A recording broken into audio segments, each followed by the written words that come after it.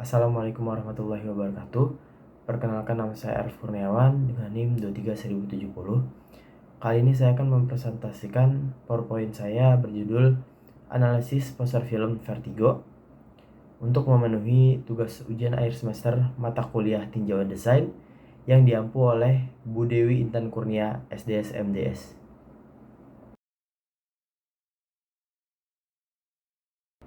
Ini adalah biodata dari film berjudul Vertigo, disutradarai oleh Alfred Hitchcock, produser Alfred Hitchcock, perusahaan produksi Alfred J. Hitchcock Production, distributor Paramount Pictures 1958 sampai 1983 dan Universal Pictures 1983 sampai sekarang. Desainer poster Saul Bass, tanggal rilis 9 Mei 1958, berdurasi 128 menit, negara asal film Amerika Serikat. Selanjutnya, introduction dari film Vertigo. Poster film Vertigo dirancang oleh Saul Bass untuk sutradara legendaris Alfred Hitchcock. Poster ini tidak hanya menampilkan keindahan visual tetapi juga menggambarkan esensi psikologis filmnya yang berkisah tentang obsesi, manipulasi, dan kerumitan identitas. Dengan komposisi spiral yang menghipnotis, Bass menyiratkan tema vertigo atau pusing yang dialami oleh tokoh utama sehingga berhasil menciptakan daya tarik emosional yang kuat bagi audiens. Selanjutnya, sejarah dan perkembangan pembuatan poster film pada tahun 1958. Pada tahun itu, pembuatan poster film masih sangat manual dan memerlukan keahlian serta ketelitian tinggi, seperti yang pertama, teknik cetak yang umum digunakan pada masa itu adalah litografi dan teknik offset.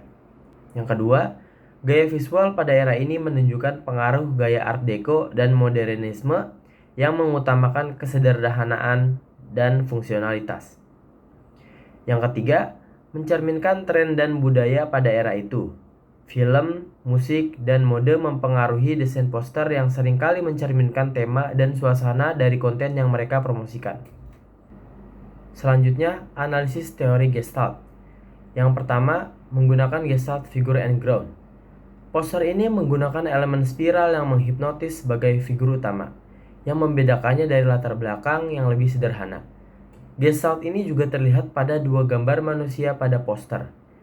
Spiral ini menciptakan kesan miring dan disorientasi yang mencerminkan tema film tersebut. Yang kedua, menggunakan Gestalt Closure. Meskipun spiral tidak lengkap atau terputus di beberapa bagian, otak penonton cenderung mengisi celah tersebut untuk membentuk bentuk yang lengkap. Ini membuat garis-garis itu terlihat seperti dua lingkaran yang saling beririsan. Selanjutnya, analisis semiotika. Poster film Vertigo karya Saul Bass mengandung beberapa elemen semiotika yang mendalam untuk memahami simbol-simbol visualnya. Yang pertama, spiral. Spiral yang mendominasi poster mencerminkan vertigo dan kebingungan psikologis yang dihadapi tokoh utama. Ini adalah simbol yang kuat yang menunjukkan perasaan miring dan disorientasi. Yang kedua, warna oranye. Warna oranye menciptakan perasaan intens dan tegang, yang sangat relevan dengan tema film. Yang ketiga, kontras hitam dan putih. Penggunaan warna hitam dan putih memberikan kontras yang tajam, menambah kesan misterius dan ketidakpastian. Yang keempat, tipografi dinamis. Huruf-huruf yang digunakan memberikan efek gerakan menambah kesan dinamis dan menarik perhatian. Yang kelima, minimalisme. Desain yang sederhana namun penuh makna membuat pesannya lebih jelas dan kuat. Selanjutnya, software yang digunakan. Pada tahun 1958, pembuatan poster film masih sangat manual dan memerlukan keahlian serta ketelitian tinggi. Pada masa itu, desainer grafis menggunakan teknik cetak tradisional seperti litografi dan teknik offset, serta alat-alat manual seperti pensil, cat air, dan kertas cetak. Selanjutnya, referensi. Saul Bass mengambil inspirasi dari berbagai sumber untuk membuat poster film Vertigo. Beberapa referensi utamanya termasuk, yang pertama, tema dan alur cerita film. Bass merujuk pada tema dan alur cerita film Vertigo yang menampilkan perasaan mual dan kebingungan. Ini tercermin pada penggunaan spiral pada poster. Yang kedua, Gaya visual dan simbolisme. Bas sering menggunakan simbolisme visual untuk mencerminkan esensi film. Pada film Vertigo, spiral digunakan untuk menciptakan kesan mual dan kebingungan yang sesuai dengan alur cerita. Yang ketiga, pengaruh gaya modernisme. Bas dikenal dengan penggunaan gaya modernisme yang menekankan pada kesederhanaan dan fungsionalitas. Desainnya seringkali melibatkan garis lurus dan elemen grafis yang kuat. Keempat, kolaborasi dengan John Whitney SR. Bas bekerjasama dengan John Whitney SR untuk membuat opening sequence film yang menggunakan animasi mekanik.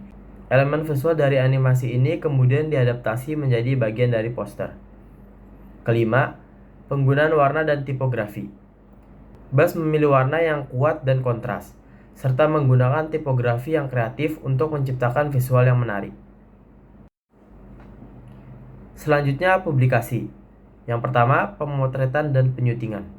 Setelah poster dicetak, foto-foto atau gambar-gambar yang digunakan dalam poster seringkali diperiksa dan disunting untuk memastikan kualitas gambar yang optimal.